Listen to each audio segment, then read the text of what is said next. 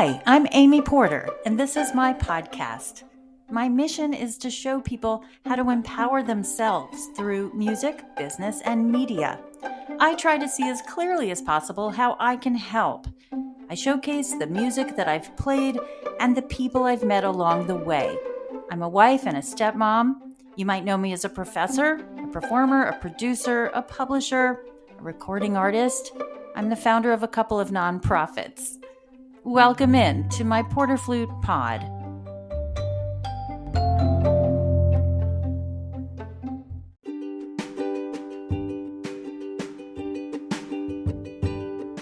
Welcome to Porter Flute Pod. It's our Friendcast. It's episode 6 in our 3rd season, and today we meet new friends. Okay, so whatever we call ourselves, flutist, flautist, or flautist, it's always great to be open to meeting new friends in our flutist field.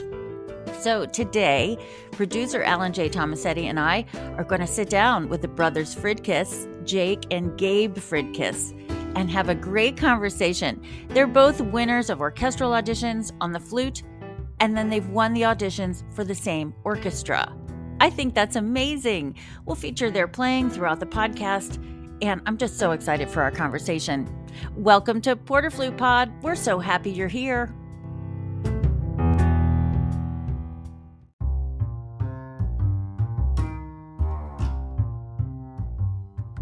Jake Fridkis has quickly established himself as one of the leading flutists of his generation. Currently principal flutist in the Fort Worth Symphony Orchestra, he has also performed with the Cleveland Orchestra, Philadelphia Orchestra, Pittsburgh Symphony, St. Louis Symphony, and as guest principal flute with the Dallas Symphony and Norwegian Radio Symphony Orchestra. He's on the faculty at the Eastern Music Festival in Greensboro, North Carolina, and the Conducting Institute in Fort Worth, Texas. His brother Gabe Fridkis is quickly establishing himself as a distinguished orchestral performer and sought-after soloist. He holds the position of assistant principal flute in the Fort Worth Symphony Orchestra. Previously, Gabe was principal flute in the Indianapolis Chamber Orchestra, in addition to being a member of the Civic Orchestra of Chicago.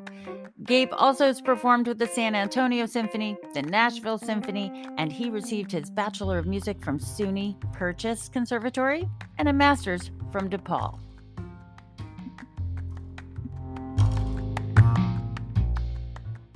Greetings, brothers Fridkis. Hey, It's nice to finally meet you. Yeah, absolutely. I know. Welcome to Porter Flute Pod. Thanks for having us. Yeah. Well, Gabe and Jake, I'm so excited to have you here. Welcome. You're a new friend on a Friendcast. So in the past, I've had friends that have come on and told stories, and we talk about our relationship. But my relationship with you guys is basically through Instagram, where I'm a huge fan, and there's certain things I like to ask people when I'm getting to know them. So if you don't mind, I'm going to ask you a couple of questions, kind of like meet you at my home, meet you at the front door and say things like, hey, do you have any other brothers and sisters? What's your favorite ice cream? Things like that. So I'd love to know that kind of thing. Like, what's your family life like? I know you're brothers, but are there other Fridkis people out there? There are. Do they play the flute? We're not the only ones. We are the only ones that play the flute. We have an older sister. So I'm the youngest, and Jake's the middle, and then we have an older sister, and she lives back in New Jersey, where we grew up, with her husband and her 2 little girls, who are adorable and amazing, and are also not flutists, but are burgeoning musicians. So maybe they'll make it to the channel at some point when they let us. Besides that, I'm married. My wife plays viola in our orchestra, and I have a dog. She doesn't play flute, but she likes it, so she'll dance around when I play the flute. Yeah, we come from a musical family. Our dad plays jazz piano, not professionally, but he's really amazing. He's mainly self-taught and doesn't read music and just kind of plays. So we grew up listening to a lot of music, not necessarily classical music. but once we got really interested in it, we started listening to it a lot. Particularly like for me, I'm older. So when I was in youth orchestra, I was learning the pieces, started listening to classical music, started going to Philadelphia Orchestra concerts because they're, right next to us, and then got really into that. So that was kind of how the classical thing happened. And our mom is she's not a musician, but I always tell people that she is the purest like audience member you could ever ask for. She just loves classical music, and she always finds something, which I actually find inspiring. As musicians, it's easy to be so critical of all the music we hear, because we're critical of ourselves, of course. And I admire that she can go to any concert and she comes out with just something beautiful and something that she loved about it, and usually many, many things. And that's why that's one of the main reasons we do it, right?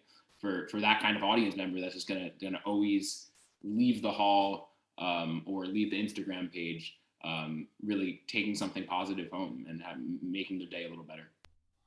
A great patron. Absolutely. Mm-hmm. My parents were too, of the Philadelphia Orchestra. I'm from Wilmington, Delaware. My father worked for DuPont, and they had season tickets. And so I was going to see, right when Eugene Ormandy was leaving and Muti was taking over, I was like 8, 9. And I was kind of shepherded into that thinking of sound comes from the left hand of the string section, and that the woodwind playing was mighty, and that everyone played a distinctive role. The Philadelphia Orchestra was the sound in my head.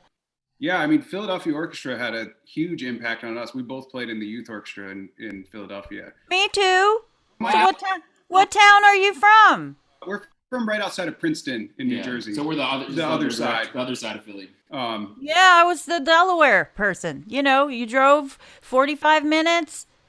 Same. Yeah, we just came from the other direction. But yeah, so we grew up, primarily in the Eschenbach era of the Philadelphia Orchestra, but I listened to a lot of we used to listen to the Ormandy recordings all the time, and it's just, that's such an incredible sound. So I'm sure growing up with that, it must have been really inspiring. But we were really inspired by those musicians, growing up, I think. And I think that tradition really continued in that orchestra. It's really just amazing playing right across the board. So my next question, to get you in the door, favorite ice cream? Favorite ice cream? Uh-huh. I like ice cream with like a lot of stuff in it. So, I'll get like peanut butter or, I like pretty much anything with peanut butter. I like that's okay.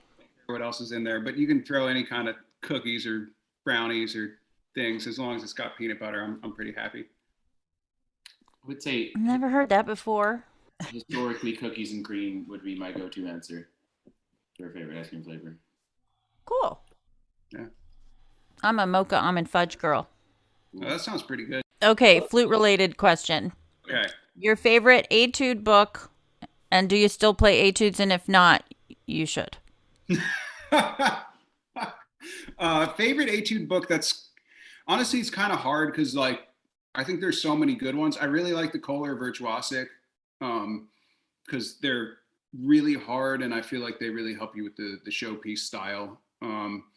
So that's one I like. And I'm not going to say the other one because I feel like Gabe's going to say it. What am I going to say? I don't know. Find out. If you don't say it, then I'll say it. I don't know. I like what Anderson, was it 24? Is that the big one? It was more of, I didn't do a ton of etudes until grad school. And then I did a ton of etudes. And yeah, I think at that point I was doing Anderson and Karg Ehlert, and anything that you're doing at the same time as Karg Ehlert seems great by comparison. So not that they're bad pieces, they're just so hard. Like it's just they just break your mind, right? Which is probably why they're good etudes. They make you good. Yeah, well, it didn't work with me, but I should have gotten further in the process. I definitely I still break out etudes whenever I can. I think that I didn't really understand the point of etudes when I was younger. Same thing with like Gabe. I didn't really play etudes that much until grad school. My teachers tried to make me play etudes and I would just not do it. But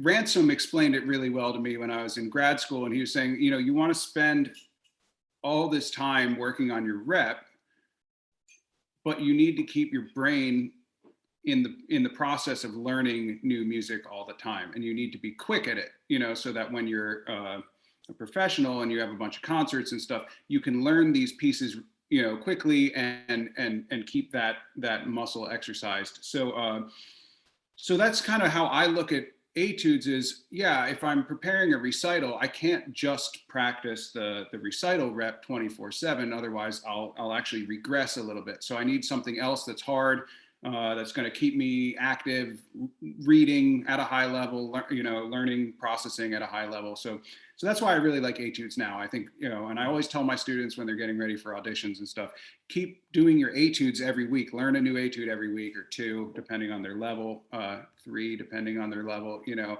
and just keep exercising your brain, and learning new music all the time, and it'll keep you stronger as a player. So that's why I like them, and I try to. Sometimes I don't, but I do my best.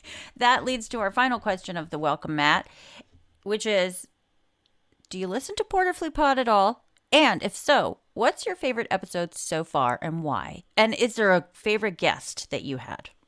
Yes, I have listened to Porter Flute Pod, of course. And, you know, everybody, well, if you're listening to this, you're already checking it out. So I don't have to tell you, but keep listening to it. My personal favorite episode, which I think we probably share, is the Mark and Liz flute episode, because they're really good friends of ours. I've known Mark for, I don't know, a long time now, and we just met Liz, but we really enjoy her, and we really like their episode, and their arrangements are incredible. We really enjoy their Instagram account, but also we have a lot of their arrangements that we're planning on recording, and they're fantastic. So it was cool listening to that, hearing about, you know, their life and their work. So I enjoyed that one a lot. Yeah, I'm just gonna second that, and also just especially right now, given what's going on with San Antonio Symphony, yeah, just to, like, I don't know, obviously support San Antonio Symphony and support them because they're great people and great musicians, and they're in a tough situation that you know, a lot of us have been through, and yeah, go buy some Mark and Liz flute duos because they're awesome. Also, they're really hard. Speaking of things that are good to learn and keep you sharp. So.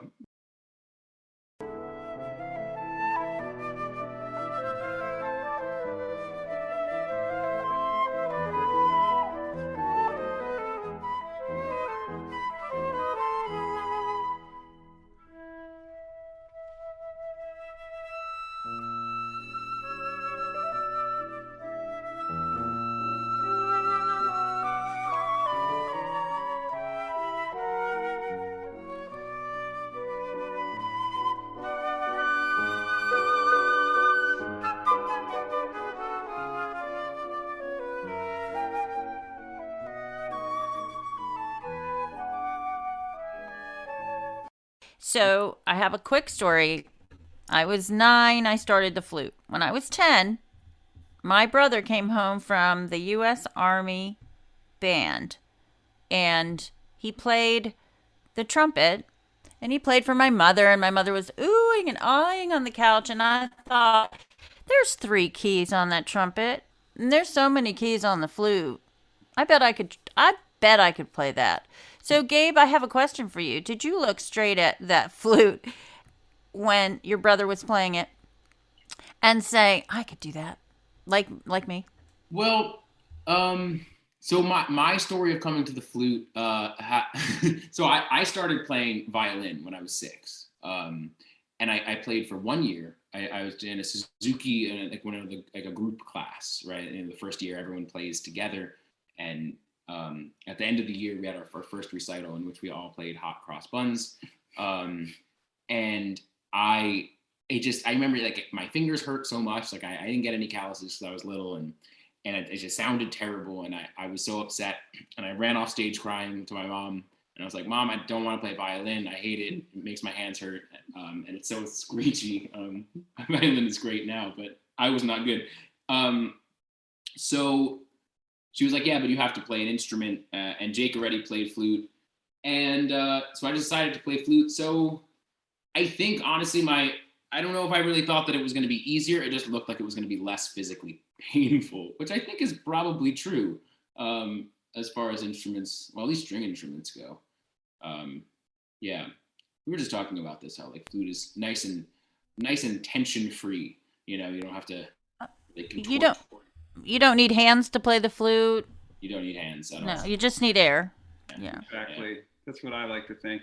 So, Jake, your brother picks up the flute. He starts to play it. What was that like for you? You're young. Did you say stop that? Or did you say, here, let me show you how it's done? Or like, did you leave him alone? Like, what was that like? Honestly, I don't remember. I don't think that, I definitely never said stop that. I don't. Okay. We weren't very serious when we were young. I think we were more competitive about playing baseball than playing flute. So we still are. Yeah, probably. So yeah, I don't think there's anything like that, honestly. And we kind of, just always did our separate things, and we would play duos. So I don't know. I didn't really think much of it until I think later on when we were like at music festivals and stuff like that. Then it was a little bit more like, oh wait, we both do this. But at that point, I was already older, and I was kind of on my way to doing stuff, and Gabe was on his way to doing stuff. So it was kind of not really, we were never really very competitive about it. I think it was more actually, just hoping that we could both do okay. Jake did make, when I was a little kid, and he was also a slightly less little kid. He made me like a. Remember this is like it was like a wood fake flute out of like a dowel. He like drew keys on it, and I would play with it all the time because I guess I wanted to learn flute. Maybe this was in my dark violin days. And I would just like pretend that I was playing a little flute. It's the best toy you could ever have. I bet Mom still has that. That's awesome. Can I ask how many years apart you are? 3. Okay, so that's good enough to, really relate to one another. Not so much when you're young, but when you're older, for sure.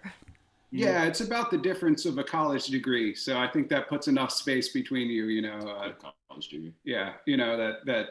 So by the time Gabe was doing anything in flute, I was in my master's and stuff. So it's kind of you're in a different life situation, at least at that point. So so that I think that helped. I think if you're the same year or something, maybe you'll just trying to get into the same spots. Even when we were in youth orchestra, like it worked out that like I was in PYAO, which was, I don't know if that was around when you were doing it, was like the younger version. And then Jake graduated, and then I moved up to PYO. And that's just kind of how the ages worked out anyway. Yeah. 3 years is enough when you're young, I think. That it doesn't really. We were never really in direct competition, so. Right.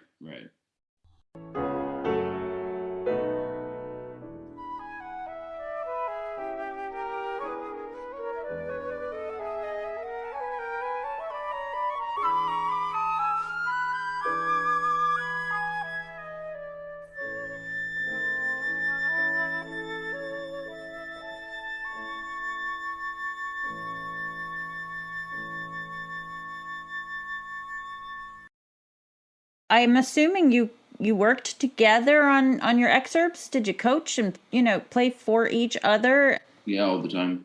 Or I was taking auditions. I always played for Jake. And in many ways, like Jake was, has been a significant teacher for me as well. So, and when I was at Purchase and he was at Yale, that's pretty close. It's only like a 2-hour train ride. So I would go up there a lot to play and also just to hang out. I probably have like 10,000 hours of Gabe excerpts on my text chain. It's like, it was just like nonstop, just texting excerpt. What about the, no. So, at the time when Gabe started, because Gabe, like you said, he didn't start until a couple years after. So I was already midway through Yale at that point. And I won my first job, probably a year later after you started, or something, a year and a half later after Gabe started flute. Yeah, it was definitely a purchase. Getting the ideas, off of each other, that helped me a lot when I was going through the excerpts, to think about it in a different way. And he was obviously taking lessons, So yeah, I mean, it was infinitely helpful to go through that kind of together at that stage. I think we also both really worked very hard at that point. So we were kind of just like practice machines, and we were both just working really hard and going back and forth on flute stuff and being, have you heard this recording? Did you do this? Did you listen to, like, to kind of just, it was good. Like, I think I got like an extra amount of motivation because I was basically like, if I don't do this pretty soon, my little brother's going to start beating me everywhere. So I got to get after it. It's great to have another ear, who's obviously, I think we're stylistically similar, but different enough that it's very helpful for both of us.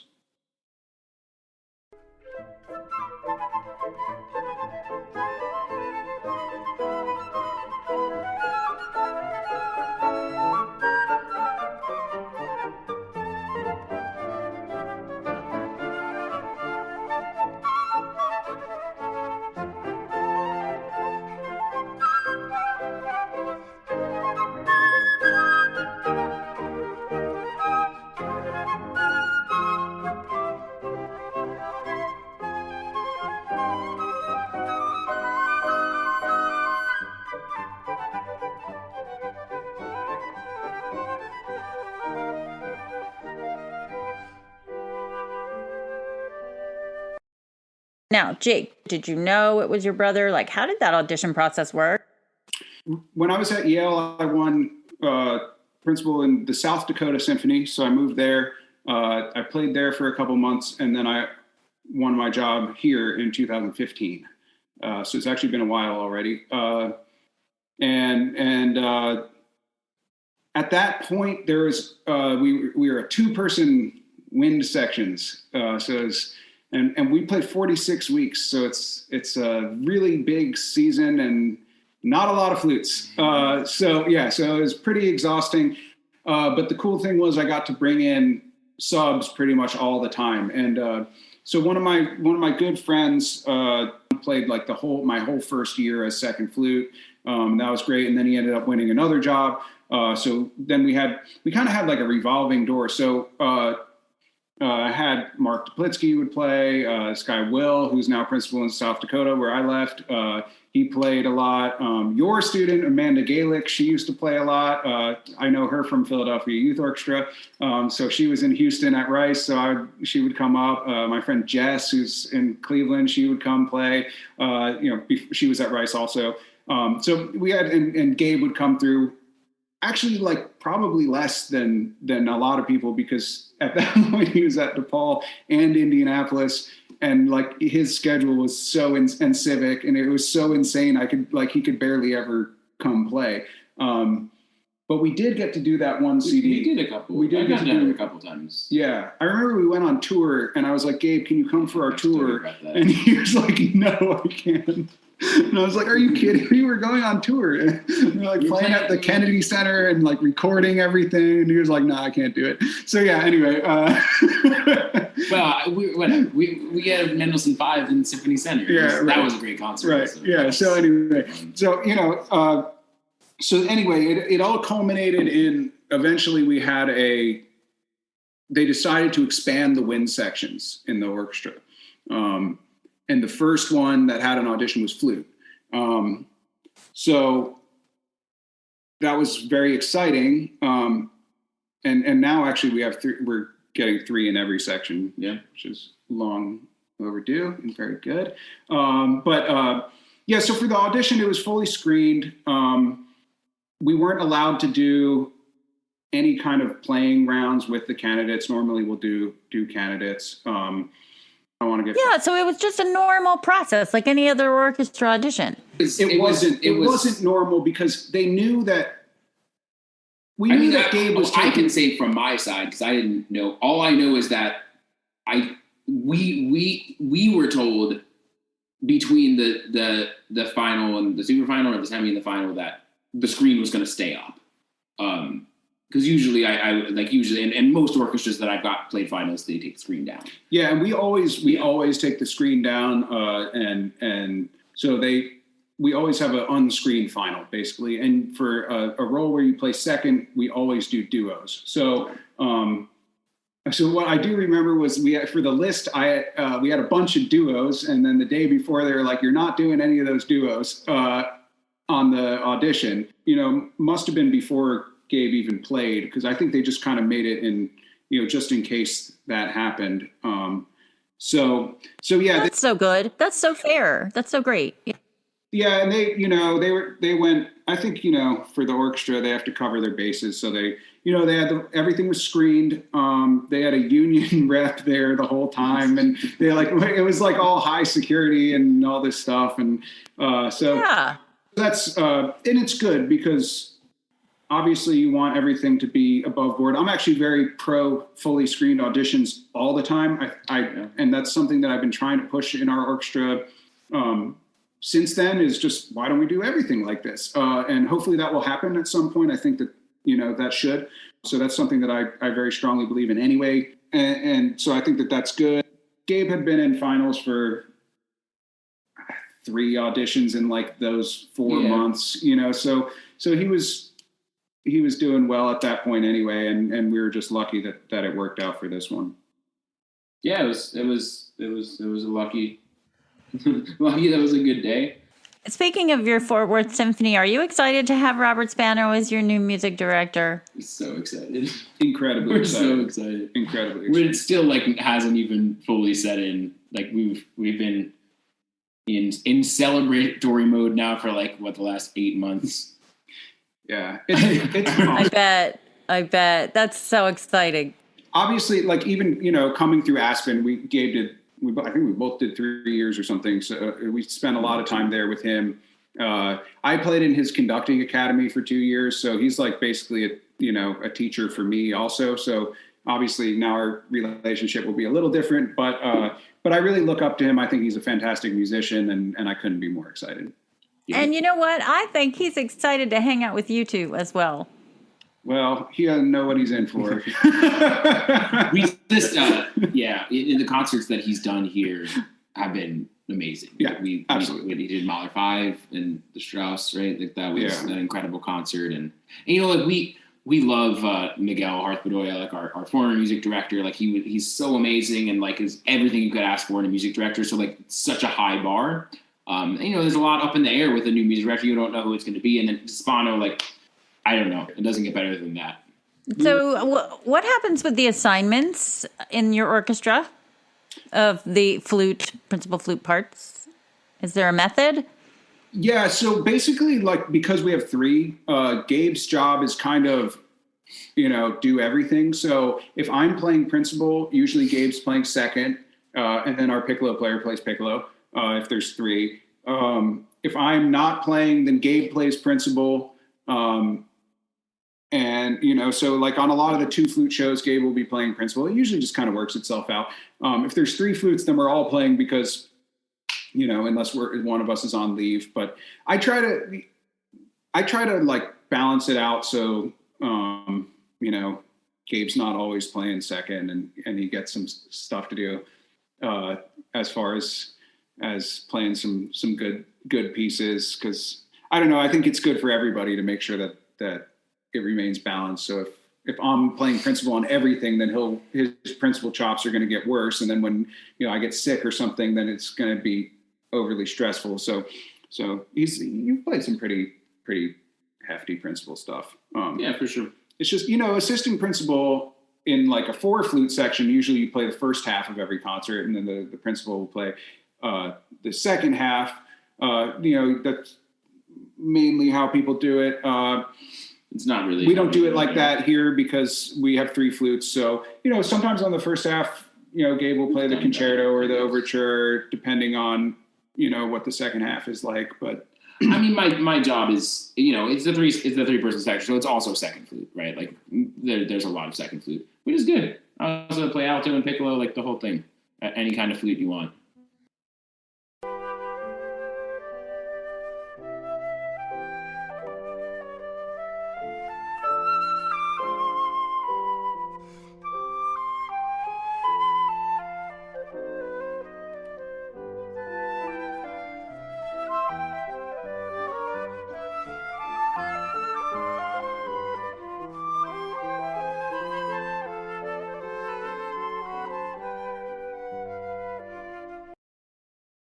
Jake, I'm going to do a shout out that you have a concerto coming up. Tell us about that. And I know it's Lowell Lieberman's concerto, first movement alone, flute part, 9 pages. Tell us about how much you're looking forward to this concerto. Well, I'm really looking forward to the concerto. However, it's really hard.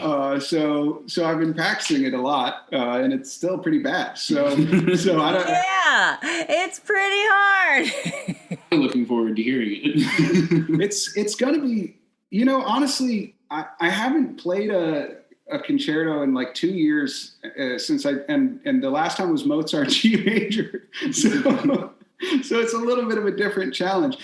It's with a really good friend of mine is conducting, and I was really excited that he asked me to play. He wanted to do the Lieberman. I really like the piece. I'm very excited to play it. It's a lot of work, but that's great. I'm always excited to do that.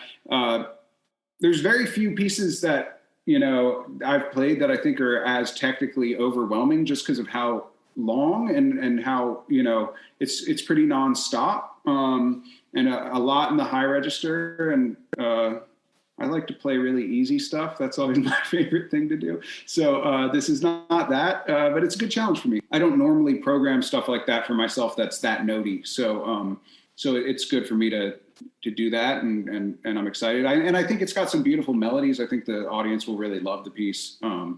They will, for sure. For sure. Excited about that. But I don't think I've done a modern concerto in a long time. So that's exciting too. The Amarillo Symphony, and it's January around the 20th, 22nd. So it's in Amarillo, Texas. If you live there, awesome. George Jackson is conducting, and he's a really amazing conductor. He's from England, but he's done a lot of opera work with Opera Paris and the big German opera houses. So he's not over here a lot. So I'm excited for people to get to see him because he's a really special conductor. I think that'll be awesome. Well, congratulations. I have a final question. What are your interests outside of music? So we'll start with Gabe. I'm a big reader. Yeah, that's like my main hobby outside of music. Lately, I've been reading Jonathan Franzen's new book that just came out a couple weeks ago. I really liked, I don't know, I remember reading his stuff in college back when I wasn't much of a reader, and I felt like he writes just very, very normal lives and makes them so deep and interesting, and it makes me want to get to know people better, and learn people's stories more. And I think that's a great outcome from a novel. So I can't give a review on it because I'm only a couple hundred pages in, but definitely that. Also exercise for sure, and that's big. I think that's just, I don't even know if that's a hobby or if that's therapy or if it's health, like whatever it is, it's a necessary part of life. It's flute related. Yeah, I think it's everything related. Yeah, I love a good novel too. Awesome. What about you, Jake? Yeah, I really, I kind of like do a lot of everything. I like to, I'm big into sports, so I like to relax and watch sports. That's a big hobby for me. Exercise, definitely go to the gym every day. That's just kind of like a part. And usually I run into Gabe there. So he's usually there longer than me. But I try to keep up in my old age. we just got a dog, so I've been having a lot of fun trying to train her. It's going very poorly. I have 3 dogs. We have so much in common. Okay, let's review the commonalities, right? Philadelphia and the youth orchestra, Settlement Music School, our love for Ransom Wilson. Then there's ice cream, right? We have Mark Sparks. We have exercise and dog training. We all play flute. There you go. Tie it all together. That is so tied together. Well, it has been my pleasure to interview you. Thank you for being so candid. Thank you for being so personable. Can I now call you officially my friends? I hope so. I hope so as well. And yeah. And we can call you our friend also. But it's great to meet you virtually. Finally, obviously, this has been really fun. Reputation precedes you, and it's great to meet you. It's been a pleasure, you guys. Thanks for joining us today. Thanks you. For having us. Thanks for it's asking us. Been a lot of fun.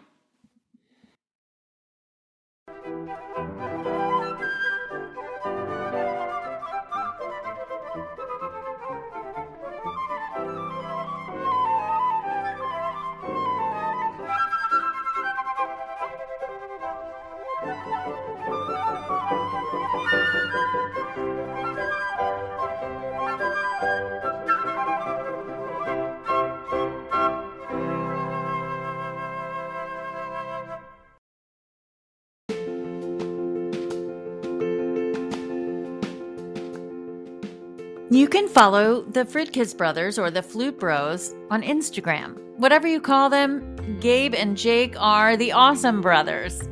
Thank you, you guys, for being in Porter Flute Pod. I so appreciate it. Join us next week when we have our Stay Well, Play Well platform. We're going to discuss the importance of injury prevention and how to take care of ourselves during those long days of practicing. We'll be hearing from a few friends about their experiences recovering from their performance-related injuries, and we'll take their tips on how to avoid what they had to overcome. Thank you for listening to Porter Flute Pod. I'm so grateful for you.